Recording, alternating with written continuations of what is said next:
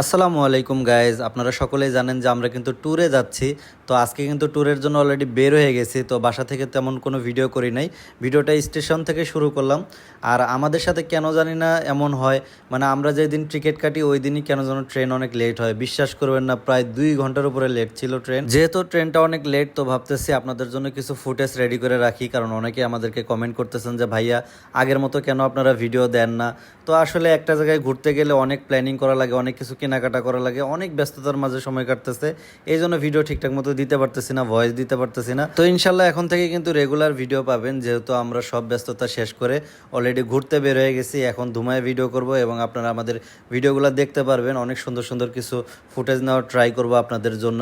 অনেক দিন আমরা ঘুরতে যাই না। এর আগে মমইনে গেছিলাম, কিন্তু ওইটা তো আমাদের এলাকায়, উত্তরবঙ্গের বাইরে আসলে ওইভাবে আমরা যাইতে পারতেছি না।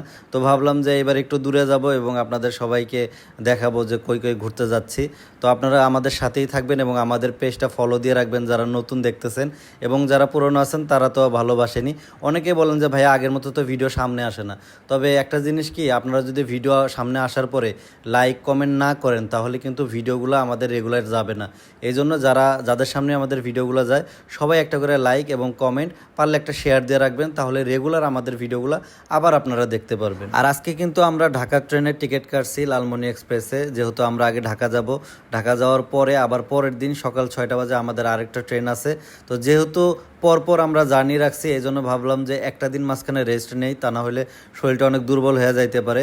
আজকে আমরা ঢাকা যাব, রাতটা শুধু ঢাকায় থাকে, তারপরের দিন সকালে আবার আরেকটা ট্রেন আছে, ওই ট্রেনেই আমরা মূল গন্তব্যে পৌঁছাবো আর কি। অনেক অপেক্ষার পরে কিন্তু আমাদের ট্রেনটা চলে আসছে। আর ট্রেনের জন্য ওয়েট করাটা যে কী পরিমাণ বিরক্তিকর, মানে এটা আসলে আমরা ছাড়া কেউ বুঝবে না, যেহেতু আমরা রেগুলার ট্রেনে যাতায়াত করি। এবং বাসে কিন্তু এই সমস্যাগুলো নাই।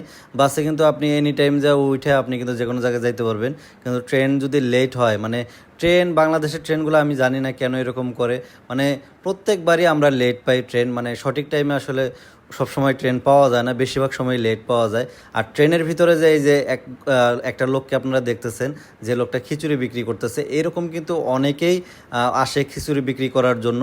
তো এই বিষয়ে আপনাদের একটা ধারণা দেই, কারণ উত্তরবঙ্গ টু ঢাকা যখন আমরা মানে যাতায়াত করি তখন কিন্তু এগুলা অনেক প্রচুর পরিমাণ খিচুড়ি ওঠে মধ্য রাস্তায়।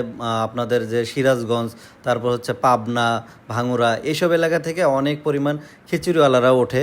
তো এই খিচুড়িগুলো আপনারা কেউ খাবেন না। কেন খাবেন না আমি বলি, কারণ এটা অনেকেই প্রথম ভাবে কি, ওনারা এমনভাবে বলে যে ভুনা খিচুড়ি, সেই সাথে আছে আপনার ওই মুরগির মাংস এবং ডিমের খিচুড়ি তারা আনে, অনেক মানে সুন্দর করে তারা দেখায়, দেখলে মনে হয় কি না জানি কত মজা।